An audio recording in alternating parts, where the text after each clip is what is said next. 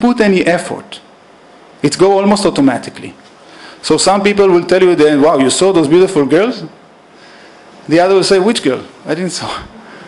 And one will tell you, you saw that race cars? I saw it, it's amazing. The other will say, no. Maybe another one will say, you saw that dog? There was a scary dog there. So usually, if we don't pay attention with our own will, we have what we call a passive attention. The attention is there.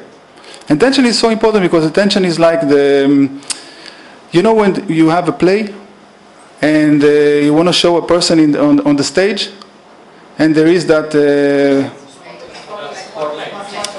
spotlight, yes. It's like the spotlight. So controlling the attention is the first basic in order to have concentration. If this spotlight is not in my control, if it's going only passively, internet, let's see what update this word and this word and this word. If I practice this only and I let my attention go like that, passively, that's where I am. It's a good exercise also to do that because you will see also what is your natural preference. What takes your intention?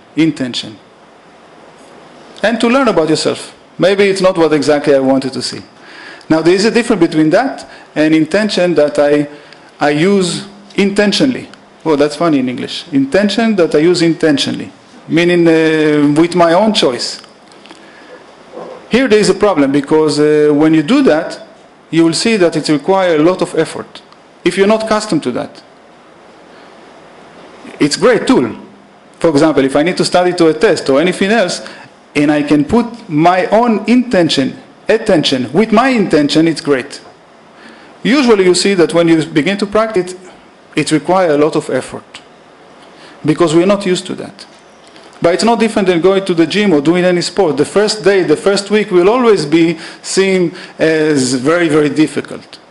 You know, if you go to the gym, I remember going to, that was long ago, yes? And after the first week I thought, wow, this is terrible. You can't move after that. Your body is suffer. But obviously later on, it's not there anymore, and you started to enjoy that. The similar here. And it's also very interesting, the picture show it. Can you see that there is this fire? The fire represents effort. This is another interesting thing. Because you see, as we go up, the fire is less and less and less and less. Which is a very interesting idea shown to us by someone who probably walked the path. That's why he made it, to explain to other people what you need to pay attention. What can I share with you? And usually, when we start, and we start practicing, so walking a path to liberation or path to wisdom, or for example, practicing this attention, we require a lot of effort. And then we imagine, okay, if this is the effort I need to do now, then later on it will be much worse. Oh, it's not for me. I cannot deal with that. The truth is exactly the opposite. That as you are more and more accurate, as you have more and more focus, as you are more focused on real reality, on the real thing in life, and you're practicing more and more, as easy as it's become. Not the opposite. Less effort you need. And in the end you see there is no effort at all. No fire at all. And memory. Why memory? Because to develop concentration, we also need a good memory. That's another tool. The memory, I don't mean to memorize by heart. That can be something wrong.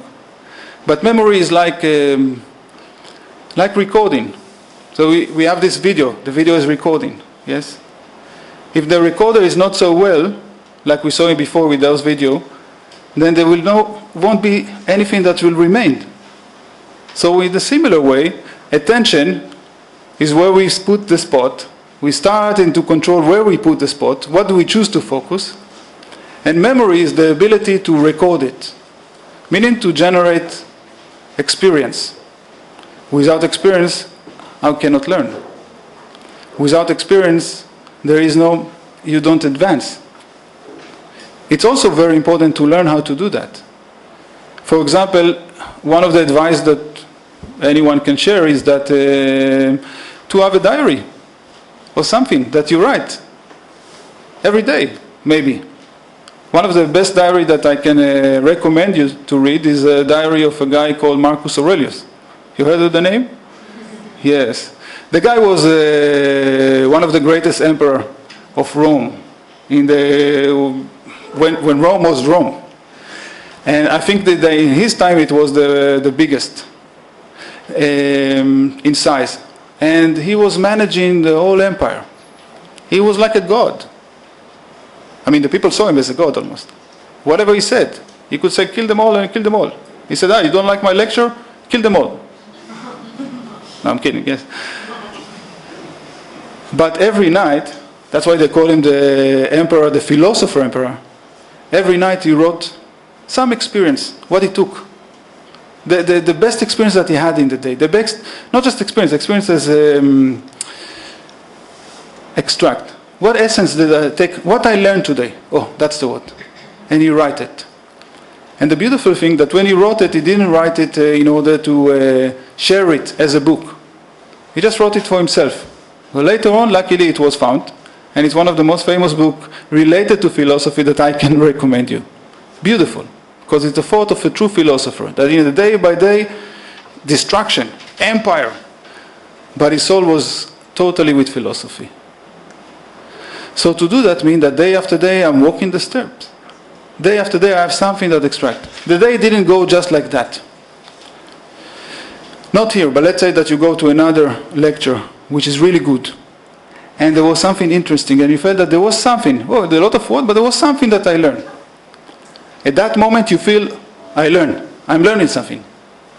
But if I don't know how to record it, like this video, after 1 week I will say, I was in ORF, there was a good lecture, it was something good, but I don't know exactly, it was about this and this, but what did I learn? You forget.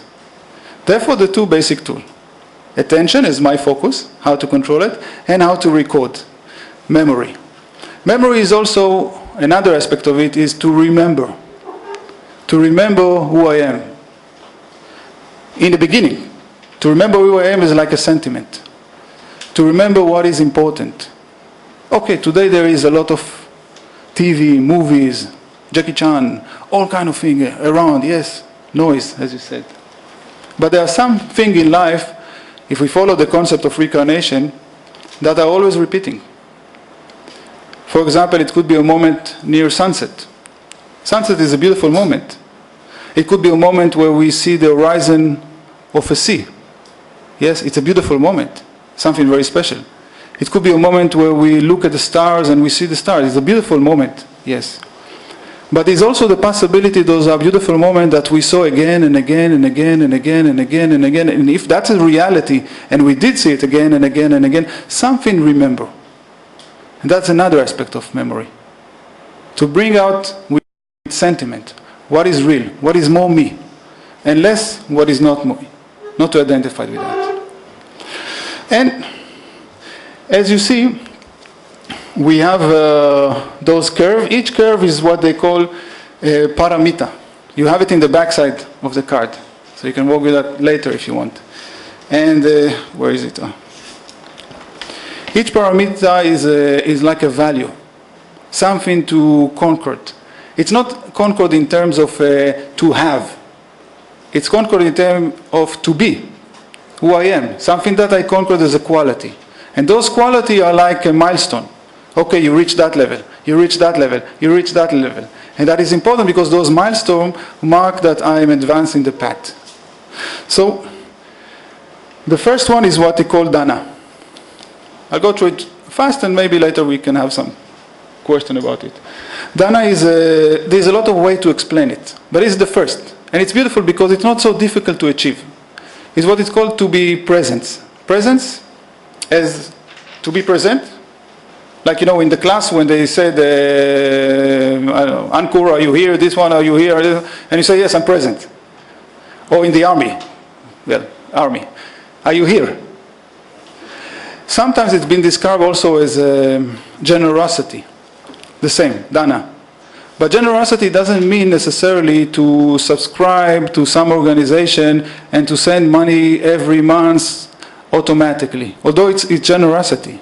Generosity doesn't necessarily mean to give 10 rupees to somebody in the street. Generosity, I think, in one of the deeper aspects that is required here in order to elevate is to bring yourself. Are you here? Are you present? When somebody talking to you, do you listen? Are you with him? Or you immediately thinking about what should I say and how should I react, etc., etc., etc. It happens sometimes. No, it don't happen to you at all. Not to you, other people outside. When you listen to someone and you are busy thinking about what you're going to say. So did you listen at all? Were you there? Presence is when you meet somebody, you are there. And it's also, you see, it requires some effort, a lot of effort to achieve that. Although it's possible to be fully. And that's a basic. That is dhyana. That is also generosity. You bring yourself. Not as an ego, you bring yourself, you're there. I'll go faster. And that allows you to take the first curve. And the first curve is related to the second paramita, which is called sila. And sila is the right discipline, which bring order.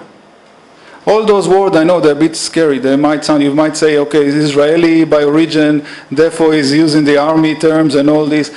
No. Even concentration, that's why it's important. Those are terms that may be not so popular, but extremely important. They are very basic. Why sila? Why what they call here right discipline? Right is important because it's a self-discipline. You remember, we need to attain that elephant. And you see that the sun here, the man, or the inner being, is much more closer to the elephant. And he have better attitude. The attitude, you see, with this axe is much more in focus. He's really trying to tame. He's more focused. And that's require discipline. But not a discipline of somebody telling you, please don't ask any question now. Don't breathe. Don't talk. Not external. I'm kidding, yes? But what I mean is that internal. Discipline that I acquire because I know it's essential. If I'm serious, if I have a better attitude, if I want to conquer myself, I have to have discipline. And that discipline brings also order because things are becoming more and more clear. Why we need this discipline? Because here, in the first one, to bring yourself when somebody talks to you, to bring yourself when you are talking to someone else, to bring yourself when there is a need, somebody is in pain, somebody needs you to hold his hand, the child is crying, he's afraid, so you need to do that. This is relatively easy. 1, 2nd, 3rd, again and again. But you notice in some stage that it's not enough.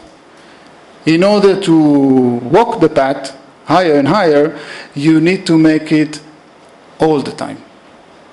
Not being a philosopher every so often, but being a philosopher always. And my walk, my family, always. I'm always the same. And that's required discipline. And discipline brings the fruit. If I have a self-discipline, the fruit is coming. And that is that my life becomes more organized. Who organizes? Why there is an order? Because there is the organizer. He's the one who is disciplined.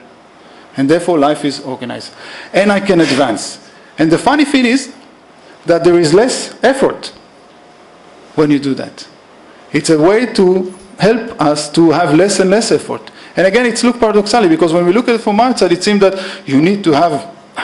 No, it's exactly the opposite. In the beginning, when you have this or that, to follow what I learn, to practice what I learn or not, to watch this, to watch that, it seems chaotic. And there's a lot of effort. Later, less and less. Exactly the opposite. And that leads the man to take the second curve and reach the third paramita. And here there is something interesting. You see, the man is more in control. You see there is a difference? First of all, he used the lasso. He managed to catch the elephant. And the third paramita is ksanti, but we'll reach to it in a second. His ability to organize, to be with attention and also with discipline, etc., put him a little bit with more control. I have control of my life. And you see